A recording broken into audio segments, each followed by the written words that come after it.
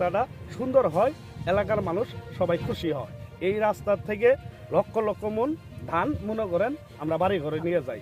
যদি গাড়ি ঘোড়া দিয়ে যদি ধান না নিয়ে যেতে পারি তাহলে তো আমরা এই রাস্তা করে লাভ নাই। কারো অবস্থা এখনই ঢালে ভরে গেছে গা, এই রাস্তাটা সামনে আর কি আর থাকবে। এটাই আমরা আপনাদের কাছে এবং ইএনও সাহেব এবং পিআই সাহেব এবং জেলা প্রশাসক এদের কাছে আমরা সুষ্ঠু একটা তদন্ত চাই। এই রাস্তার জন্য আমরা কিন্তু অনেক দীর্ঘদিন থেকে কিন্তু আমরা কষ্ট ভোগ করে আসছি। তো আমাদের এই রাস্তা গত আমাদের সাবেক নেমত নুরুল ইসলাম তো চাচা আমাদের রাস্তার কাজটা করে দিয়েছে, খুব ভালো কাজ করে দিয়েছে।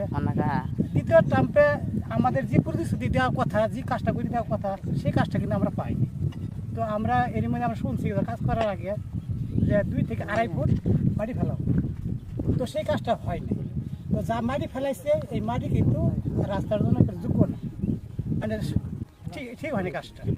যে মিথ্যার একটা প্রতারণা করে এই দুর্নীতিটা করছে, রাস্তার কাজ নামে যে মোটা অঙ্কের একটা দুর্নীতি করছে, এই দুর্নীতির কারণে আমি উপরের মহলে আমি সবার কাছে জানাই যে এটা সঠিক একটা তদন্ত কইরা হাবিবুল্লাহ মেম্বার যারা সহকারী যারা আছে, যারা টাকা পয়সা খাইছে, ওদের বিচারের আওতায় আনা হোক।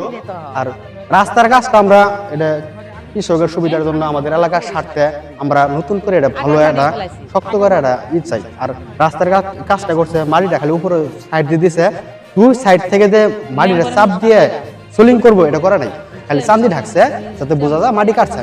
আমি ইউনিয়ন বিএনপির মহিলা দলের সভাপতি হিসেবে আমি এই মাটিটা কাটে অর্ধেক রাস্তার হয় নাই, কিছুখান রাস্তা কাটার পরে আমি আসছি। আসার পরে মাটিটা আমি দেখছি কাটার কথা 2.5 ফুট, মাটিটা কাটছে মনে করেন 6 ইঞ্চি, 1 ফুটেরও নিচে।